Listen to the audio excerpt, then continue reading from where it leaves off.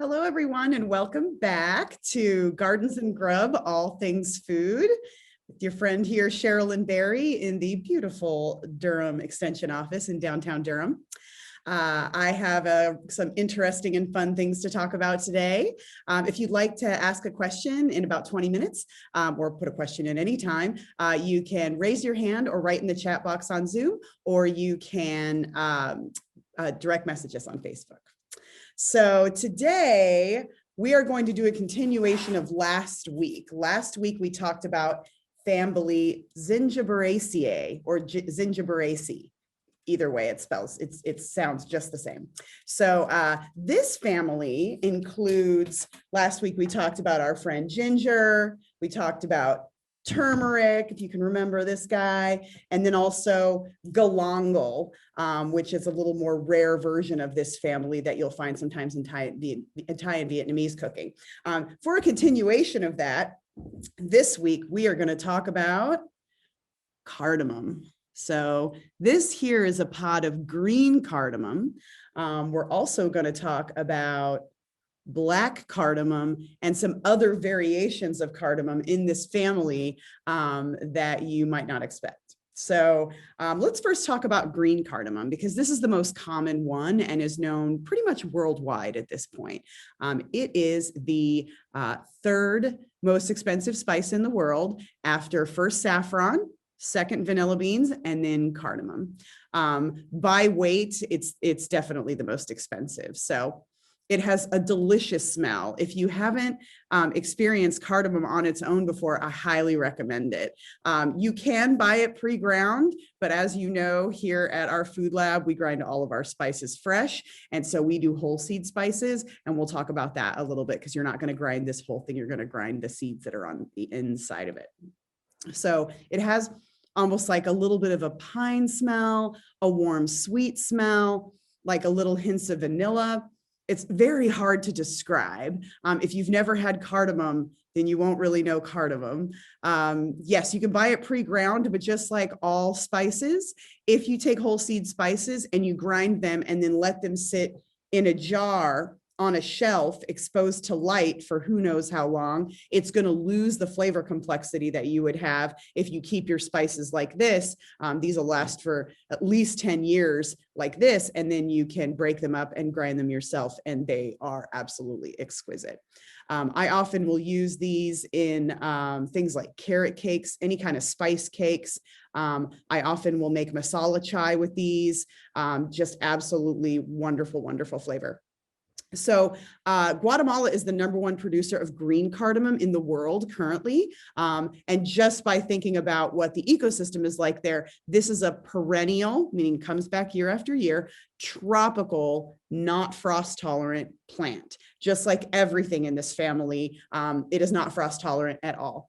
And while your good buddy ginger over here can handle, its plants can handle down to like 55 degrees, this guy at about 65 degrees Fahrenheit is not very happy. So it needs to be constantly moist, well-drained soil. It can grow very well in shade or dappled sunlight, it starts to flower in the spring.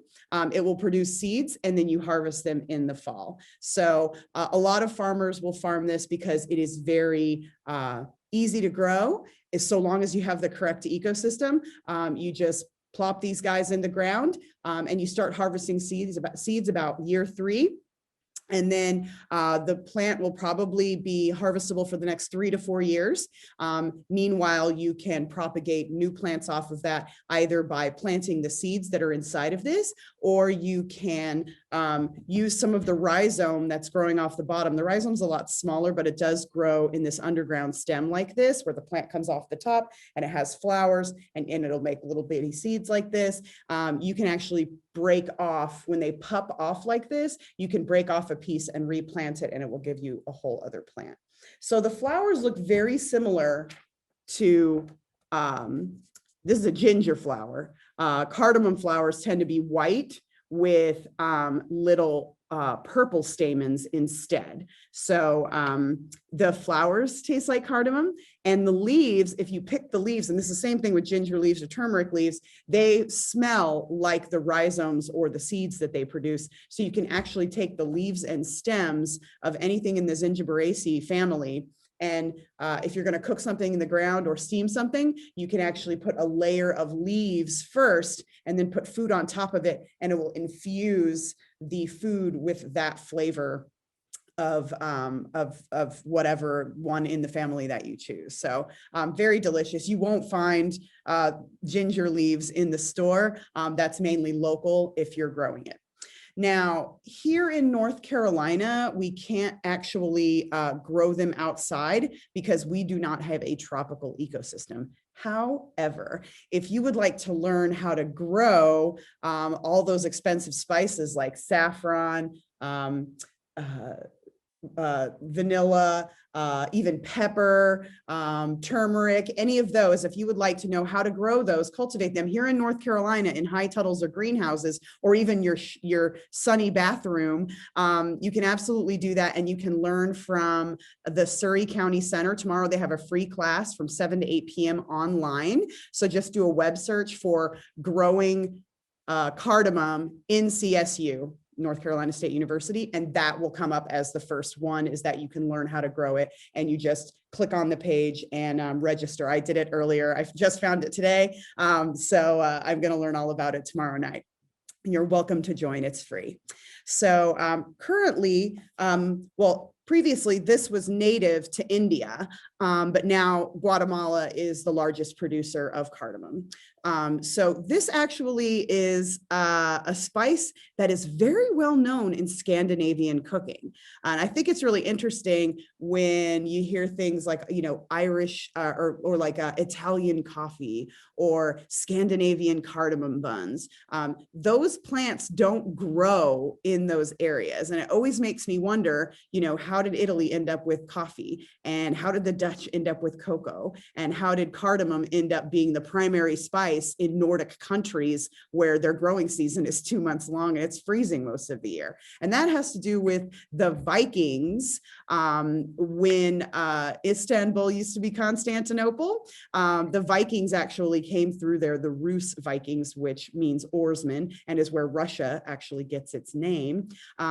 They came down and pillaged and took back some of these spices with them. And this was the most popular one. So you can go to places like IKEA, which is a Scandinavian company, and you go through their little food market and you'll find all kinds of crackers and teas and things with cardamom, the dominant flavor in that. That's another great way to try cardamom, is it's very easy to find cardamom flavored teas, like hot tea bags. So that's a great way to experience this flavor if you haven't before, but you're a little bit reluctant to buy an expensive spice that you may not like. So you can give that a try, and that's a good little inexpensive way to try out the taste of cardamom. So inside these little pods, let me show you what it looks like. So these pods, when you break them apart, have these little pods of seeds inside. And I have some of those here for you to look at. So there's the seeds that are on the inside, and you can buy this. This is how they are very, very expensive. So you can get, you know, a half a pound of these for $8, but a small bag like this is probably $1.50 or $2 for this many of these seeds. They're oily, they're delicious.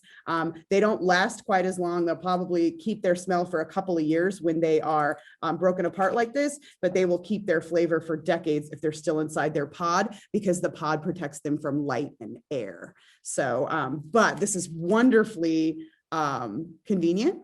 So when I need to grind cardamom, this is what I grind. I just buy it like this and grind it. But if I'm going to use this in like maybe chicken korma, or, you know, some sort of Indian dish that uses whole seed spices like masala chai, where you put all sorts of aromatic spices like black pepper and cinnamon and star anise and a vanilla bean. And then I break a few of these open. You just crush them like, and they open up. This one's real fresh and moist, so it's not opening up. And you can see that on the inside, the little seeds are right there. And you can tell how fresh these are, both if they have their bright green color and also how sticky and moist the inside of, because there's a little membrane that hold them together. So there's a close-up of these. And everything in this family, depending, doesn't matter what color it is, and we're going to get into the other colors of cardamom, the inside looks like this. It's got this little membrane around it, and then there's these little seeds, and each individual seed will give you a whole new plant. So it smells very and tastes very, very good. So I want to talk about another kind of cardamom that is related, and this is called black cardamom. When it grows, the pod is green. However, it is dried over open fires, so it turns it brown. Ooh, and it has this delicious smoky smell. So you won't find this in Scandinavian cooking. You're actually mostly going to find this in Sichuan Chinese cooking. You're also going to find it in Thai cooking and Vietnamese cooking. So if you've ever had the really brothy, delicious beef noodle soup called pho, P-H-O, pho, if you've never had that, I highly recommend it. You can get beef, chicken, vegetarian.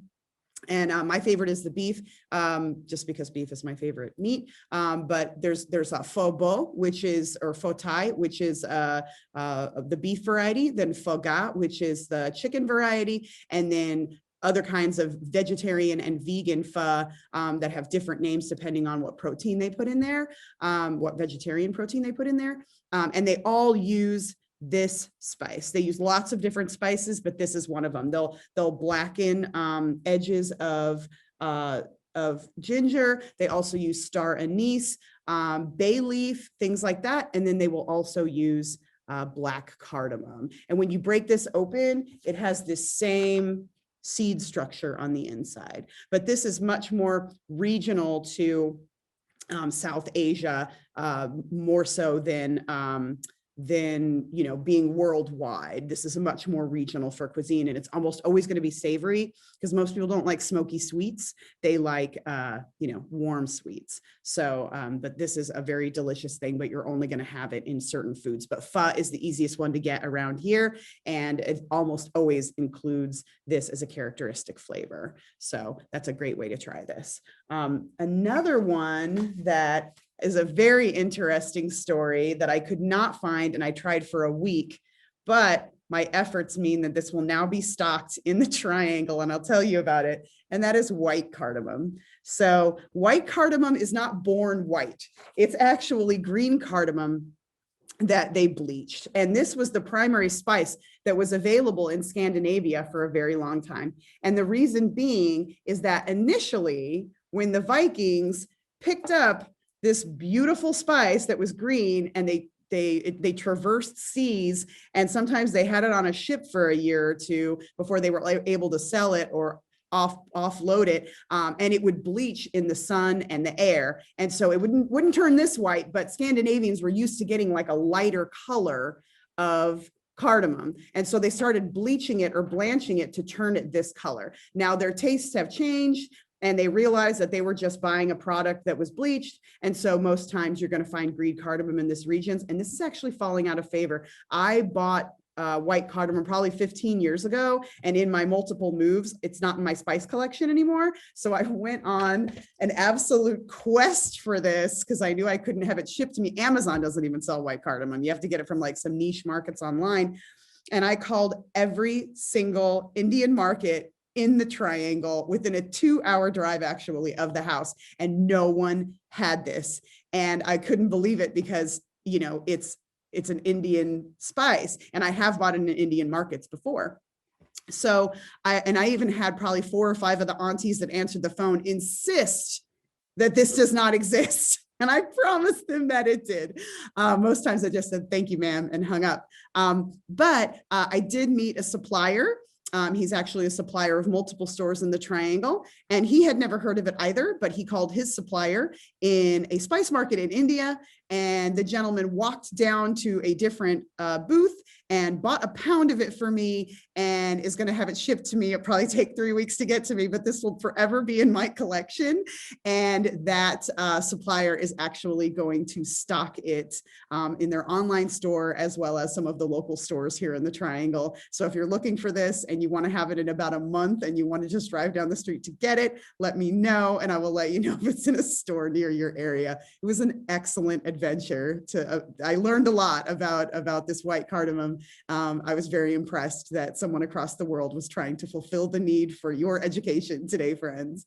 Okay, so enough about white cardamom.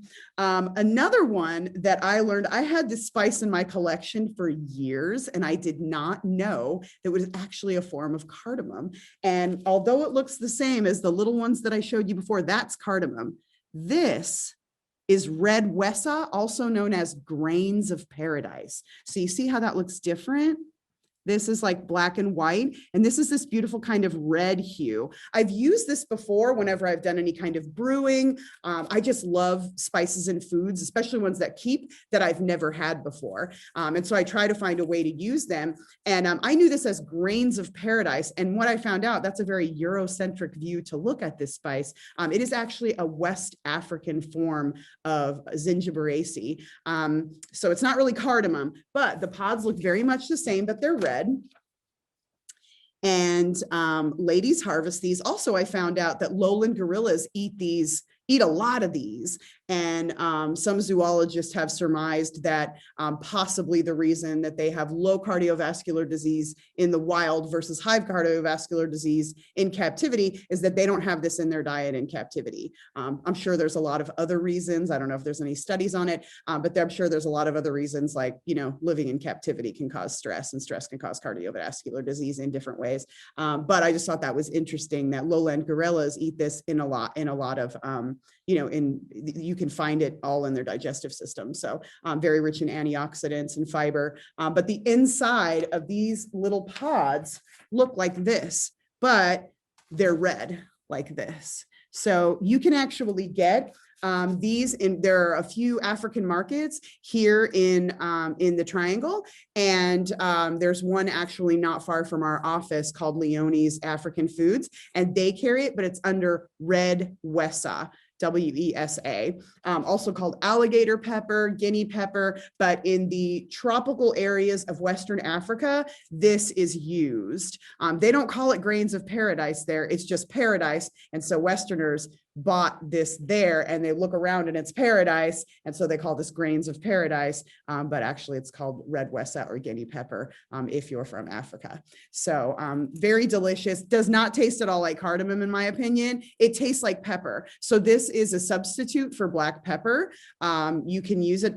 Black pepper is very common now and very easy to get. So this wouldn't need to be used necessarily as a substitute now. It has like a citrus note to it and it's spicy, like right on the front of your tongue. A lot of times you'll find this, brewers will use this in beer.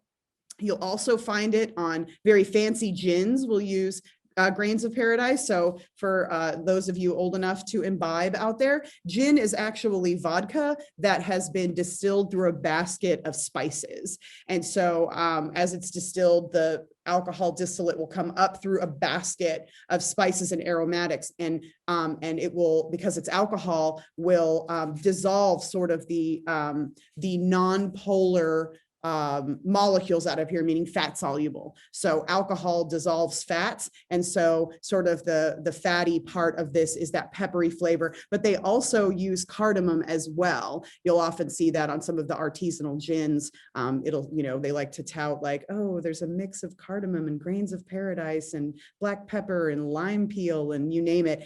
Here's two of the ones that they use.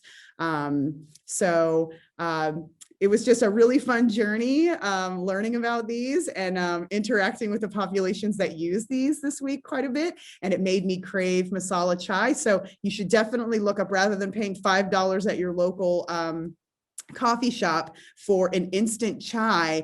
This is a really beautiful thing. It's not very expensive if you have these spices already to, we've used a lot of the spices or talked about a lot of these spices in the past. The vanilla bean or even just vanilla. You can use black pepper, cardamom, cinnamon stick, things like that, to basically steep them in simmering milk for an hour. And then you strain out all the whole seed spices and you drop tea bags in there for about 5 minutes, pull them out, and you have like an actual like Indian street chai. It's very regionally different. Different regions of India use different kinds of spices in their chai, but that's basically how you make it. And if anybody would like a recipe, an authentic recipe that I got that a little Indian auntie, actually I got to make it in her kitchen and she gave me the recipe, I would be glad to send it to you. It's very delicious. And don't ever call it chai tea, because chai means tea. So if you say chai tea, you're saying tea. Well, that's about all that I wanted to talk about with this family. And so I'm going to open it up for questions. You can ask me about Zingiberacea, or you can ask me about any other thing about Gardens or Grub. Thank you so much, Sherilyn. Out of the gate, we have an interesting question. So, could cardamom be used in hair treatments or hair masks? I don't think it would hurt. I think it would just make your hair smell delicious. Out of everything that I've read, I didn't hear anything about, any sort of skin reactions or allergic reactions. That didn't come up in any research whatsoever. That being said, it is not as widely used as things like ginger and garlic and things. But I mean, really, it would make your hair smell fantastic. If you took, these guys right here and you ground them up and put them in like, a mayonnaise mask or something. People will do like mayonnaise or eggs in their hair. Mayonnaise is good because it's an emulsified product, but it does make your hair smell like mayonnaise. Or a hot oil treatment would be beautiful. You could steep these in hot oil or just grind them up, throw them in like hot olive oil. I tend to use a lighter oil, like sesame oil, not toasted sesame oil, but like, golden sesame oil. I'll heat that up, put it on my hair, wrap it. And you could absolutely like grind some of this up and put it in there and you'd smell delicious. You'd smell like a Scandinavian, hot cross bun, basically. Yeah. Now you have to tell us what the difference is between the toasted sesame oil and the pure sesame oil. Okay. If you walk into the grocery and it says sesame oil and you cannot see through the container, which sometimes in the bulk, you'll see like, it'll be like a tin if you're buying like a liter of it or something for a restaurant. Assume that it's toasted. If you see it and it's dark brown, it should say toasted sesame oil on there, but it might just say sesame oil. If it's bright red, that means it has chilies in it. If it's dark brown, that means that they've taken the sesame seeds, they've toasted them and then juiced the oil out of them. And it's this particular pungent, delicious flavor that you will often find in certain Asian foods, especially Americanized Asian food. There's a certain flavor, and if you take a sniff of it, you'll be able to tell what flavor I'm talking about. So, teriyaki sauce, it's in that. It's in all kinds of dipping sauces, but you can go to some natural food stores. Hey, even Walmart has it in some areas, and definitely like you can order it on Amazon or any other place online, and it's just virgin sesame oil, and it's golden, like almost like melted butter. And that has a delicious nutty smell. And it is a very light oil, and it's great to use on your skin, especially in the winter, because it's liquid at room temperature. It soaks right in. It's super high in vitamin E, and you can use it on your hair. You can use it on your skin. You can use it in cooking. There's a lot of food oils that I use for beauty products because there aren't any parabens or weird things in them. So especially for skin and hair moisturizers, I use a lot of different kinds of food for that. Awesome. Thank you. I got one texted to me here. What are a few health benefits of cardamom? Which way is best to, to digest it for health, either in powder form or seed form? Well, you're not normally going to be taking it in seed form. You're pretty much always going to be grinding it up in powder form, or you're going to be extracting it in a liquid. So I know that it's, rich in antioxidants. Almost anything that's pungently smelling like that, that's like warm and delicious, will have that. It hasn't been studied extensively quite like cinnamon has or garlic has, because it isn't ubiquitous in cultures where they're doing tons and tons of medical research necessarily. It is used extensively in Ayurveda, which we've talked about before, which is like the Indian medical system that's been around for thousands and thousands of years. And it basically means life knowledge. It's definitely used in that for as a digestive. It's considered a warming spice, not warming spice like we think of it, where, it's warming your house when you're making a pie, or warming your house in the cold months. It's actually like digestive fire, or like warming your constitution. I can't remember which one of these it is, but it's used for treating malaria. So now regular medicine, like the medical system as we know, they look at Ayurveda and Chinese medicine as quackery, which, there aren't a lot of medical studies necessarily of Ayurveda. So who knows? But it has been used for thousands of years to people's benefit. So there's not a lot of research surrounding a lot of these practices. But if they've been doing it for 5,000 years and nobody's been hurt by it, it couldn't hurt. The placebo effect, they've done a lot of research on that, and the placebo effect works. So it's really up to, it's hard for me because we do teach about research-based and science-based, not just based, but we teach science as extension professionals. But at the same time, I can't say, I can tell you there's not a lot of research surrounding this, but I think that it would be not wise of me to say, it's all quackery. Like, who am I to say, somebody that's a culture that's lived that way for 5,000 to 10,000 years, that this has no medicinal benefit? The truth is, I don't know.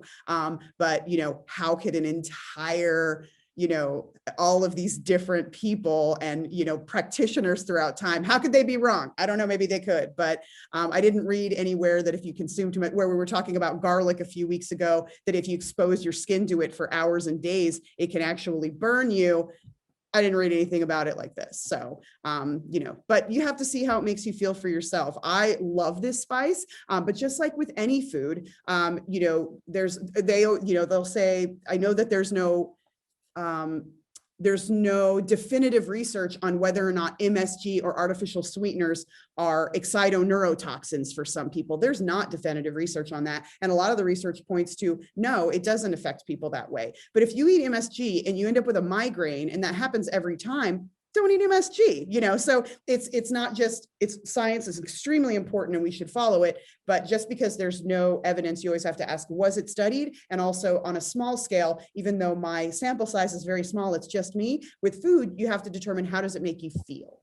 So, in the case of gluten-free diets, I may not be celiac, not me personally, but if were I a person that when I eat wheat products, I don't feel well and I feel bloated, I would just stop eating wheat products.